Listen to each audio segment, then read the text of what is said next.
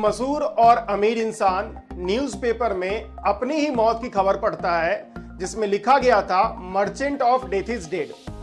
अपने इस negative image को जानकर यह इंसान सोचने पे मजबूर हो गया कि क्या दुनिया उसे इसी तरह से याद रखेगी।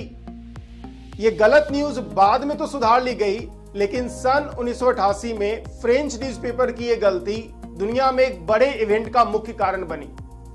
कौन थे ये मशहूर इंसान और इस न्यूज ने उन्हें किस इवेंट के लिए प्रेरित किया जो पिछले 100 से अधिक सालों से दुनिया में ह्यूमैनिटी की भलाई के लिए किए गए कार्यों को सम्मानित करती है।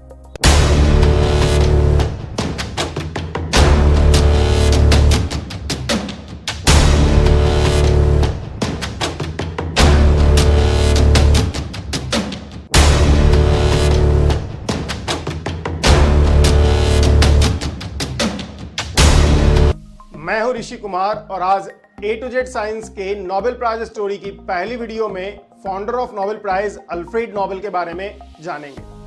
ह्यूमन लाइफ को बेहतर बनाने में बहुत सारी खोजों और इन्वेंशन का योगदान रहा है। जब साइंस और टेक्नोलॉजी बहुत अच्छे से डेवलप होना शुरू हुआ तो इन नई खोजों और इन्वेंशन ने ह्यूमन लाइफ को बेहतर बनाने में बहुत बड़ा योगदान किया है।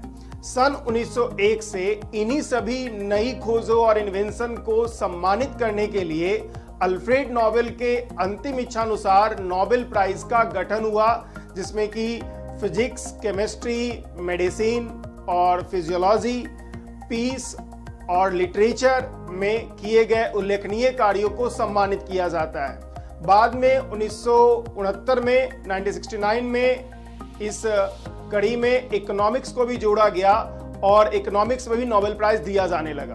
21 अक्टूबर 1833 को अल्फ्रेड नोबेल का जन्म स्वीडन के स्टॉकहोम शहर में हुआ था।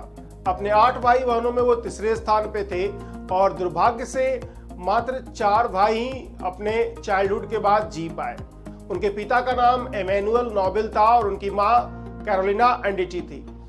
उनके पिता एक इन्वेंटर, इंजीनियर और रॉयल इंस्टीट्यूट ऑफ टेक्नोलॉजी के मेंबर थे। उनके परिवार से स्वीडन के उस समय के बहुत बड़े साइंटिस्ट ऑलर्स रुडबैक बिलोंग करते थे।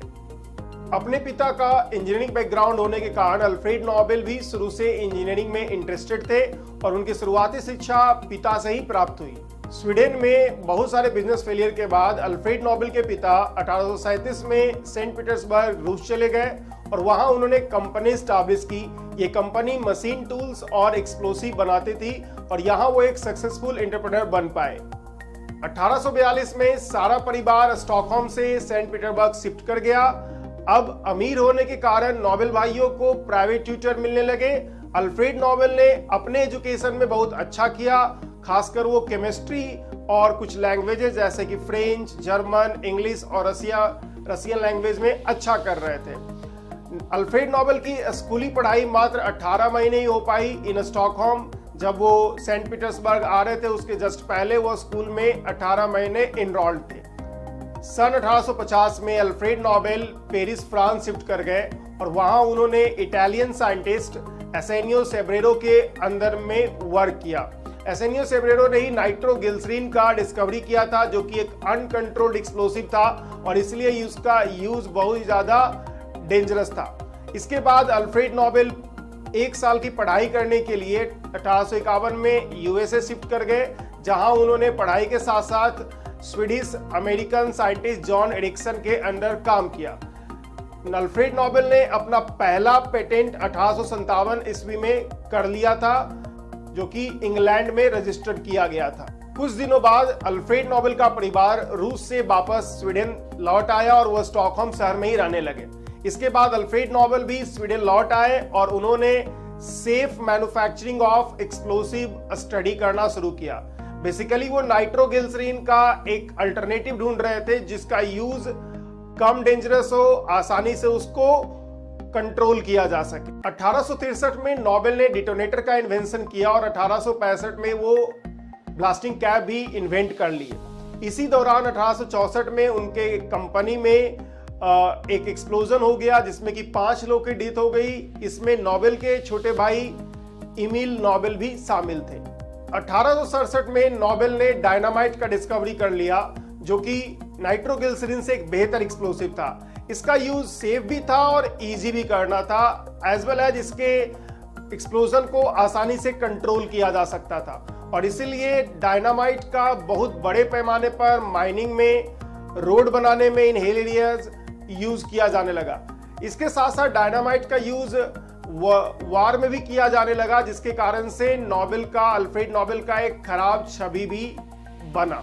1875 में नोबेल ने एक और एक्सप्लोसिव गिल्गनाइट का डिस्कवरी किया, जो डायनामाइट से भी बेहतर और अच्छा एक्सप्लोसिव माना गया। अल्फ्रेड नोबेल के दो और भाई लुडविग नोबेल और रॉबर्ट नोबेल ने ऑयल फील्ड डेवलप किया और बहुत अमीर बन गए।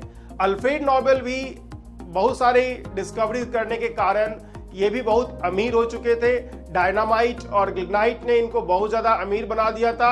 इस समय तक इनके पास 355 पेटेंट थे और 90 से ज्यादा कंपनी अपने अंडर ये रन कर रहे थे। इस तरह से नोबेल का पूरा परिवार बहुत ज्यादा अमीर हो चुका था और मशहूर भी। 1888 में नोबेल के भाई लुडविग नोबेल का डेथ हार्ट अटैक से हो गया।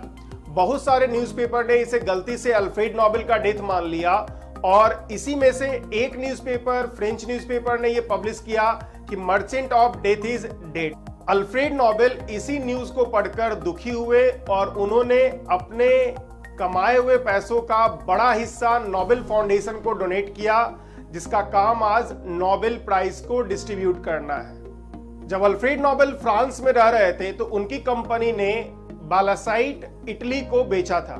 इटली उस समय फ्रांस का एनिमी कंट्री माना जाता था और इसीलिए बहुत सारे लोगों ने अल्फ्रेड नोबेल को देशद्रोही घोषित किया। इसी के कारण अल्फ्रेड नोबेल 1891 में इटली शिफ्ट कर गए और वहीं इटली में ही 10 दिसंबर 1896 को उनकी डेथ हुई।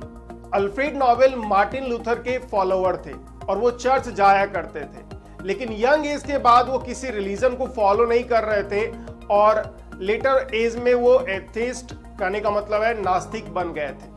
अल्फ्रेड नोबेल ने शादी नहीं की थी, हालांकि उनके बायोग्राफर उनके 3 लव स्टोरीज के बारे में बताते हैं। तो इस वीडियो में मैंने आपको अल्फ्रेड नोबेल के जीवनी के बारे में कुछ बातें बताया। अगर आपको ये वीडियो अच्छा लगा तो प्लीज इसको शेयर कीजिए और एज वेल एज लाइक कीजिए।